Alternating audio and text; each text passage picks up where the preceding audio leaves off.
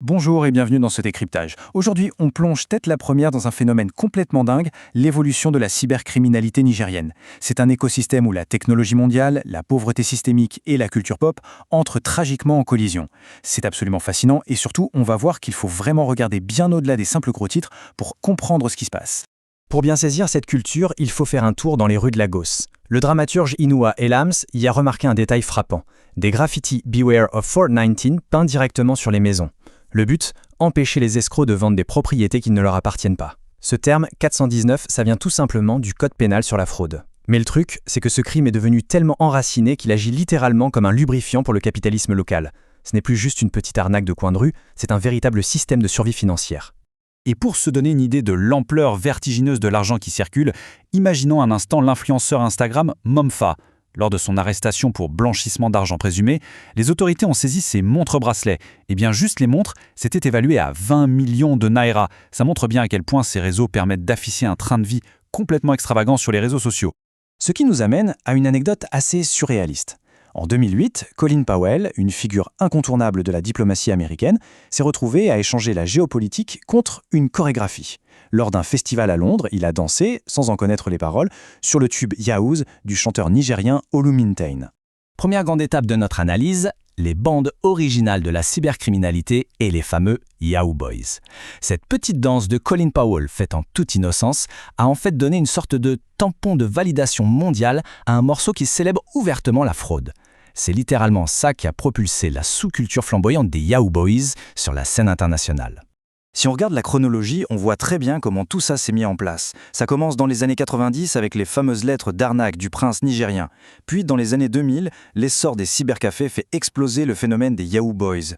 Ensuite, l'industrie musicale prend le relais pour glorifier ce mode de vie, avant d'arriver aujourd'hui aux pires dérives internationales comme la sextorsion ou le Yahoo+. Et c'est là qu'on entre de plein pied dans la culture d'Orim. C'est un mode de vie aspirationnel totalement décomplexé. Les grosses voitures, les carrés VIP, l'argent qui coule à flot. On retrouve ça partout, notamment dans le morceau très controversé « Am I a Yahoo Boy » de Naira Marley. La chanson va même jusqu'à justifier ses actes criminels par la nécessité économique. Bref, la musique sert carrément de bande-son justificative à l'arnaque. Passons maintenant au deuxième point clé, l'économie de la débrouille et ses moteurs sociologiques. Parce que pour comprendre comment on en est arrivé là, il faut regarder les choses en face et analyser les réalités économiques qui poussent ces jeunes vers l'argent facile.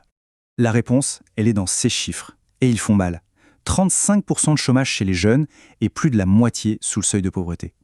La pression sociale est écrasante. Il n'y a quasiment aucun filet de sécurité, aucune voie légitime pour s'en sortir financièrement. Le terrain est juste tragiquement parfait pour que la fraude explose. En sociologie, on appelle ça la théorie de l'attention.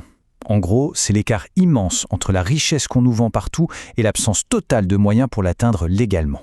Et le pire, c'est la théorie de l'apprentissage social. On n'invente pas son arnaque tout seul dans son coin. Ces comportements sont enseignés, validés et transmis par les amis. Le crime devient juste une compétence banale acceptée par tout le monde. Tout ça a donné naissance à ce qu'on appelle les royaumes de la débrouille. C'est dingue. Ce sont des appartements entiers transformés en incubateurs, de vraies écoles de la fraude. On y trouve des gamins de 12 ou 13 ans qui falsifient leur âge pour ouvrir des comptes en banque.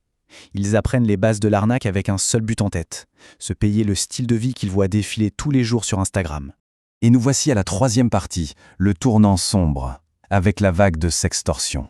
Ce qui est terrifiant dans cette nouvelle phase, c'est qu'on change complètement de cible et de méthode pour s'attaquer directement aux adolescents du monde entier. Le FBI a sorti des statistiques ahurissantes. Une augmentation de 1000% des cas de sextorsion financière aux États-Unis, et ça en seulement 18 mois. Ce n'est plus du tout un problème isolé, c'est devenu une véritable crise internationale qui détruit des vies à la chaîne. Les fraudeurs ont littéralement détourné nos applications quotidiennes pour en faire des armes redoutables. Ils fouillent les listes d'abonnés sur Instagram pour identifier les proches de la victime. Ils utilisent la promesse des photos éphémères de Snapchat pour créer un faux sentiment de sécurité. Et ils infiltrent même des applications de rencontres pour ados comme Wiz pour dénicher les plus vulnérables. Leur mode opératoire est cynique au possible, une vraie machine bien huilée. Étape 1, ils bombardent les écoles et les clubs de sport avec une armée de faux profils. Étape 2, ils manipulent mentalement le jeune pour qu'il envoie des photos intimes. Et l'étape 3, le piège se referme, un chantage impitoyable où ils menacent de tout balancer aux abonnés s'ils ne sont pas payés immédiatement. Ce qui nous amène à la quatrième et dernière étape, l'ascension de ce qu'on appelle le Yahoo+. Les forces de l'ordre mondial ont commencé à s'adapter. Alors devinez quoi? Le crime a muté pour devenir quelque chose d'encore plus sombre. La différence avec les arnaques du passé fait froid dans le dos. D'un côté, on avait le Yahoo traditionnel, des mails frauduleux et un peu de phishing de base. Et de l'autre, le Yahoo+, qui mélange l'informatique moderne avec des rituels occultes et de la magie. Oui, on en est là. Les cybercriminels consultent maintenant des guérisseurs traditionnels, les fameux babalawoks. Ils font des invocations et parfois même des sacrifices de sang. Ils sont intimement persuadés que ces forces surnaturelles peuvent manipuler les flux financiers et les protéger de la police. C'est complètement fou. La frontière entre le clavier d'ordinateur et le monde de l'occulte s'est totalement effacée. Pour clore ce décryptage, il y a une pensée très paradoxale qui reste en suspens. On assiste en direct à la collision entre l'hyperconnectivité, une pauvreté écrasante et des choix moraux dévastateurs faits au nom de l'argent. La vraie question aujourd'hui, c'est de savoir comment un Internet mondialisé pourrait un jour résoudre ces inégalités, alors que c'est très exactement lui qui fournit les outils parfaits pour les exploiter. Un sacré paradoxe qui donne vraiment matière à réflexion.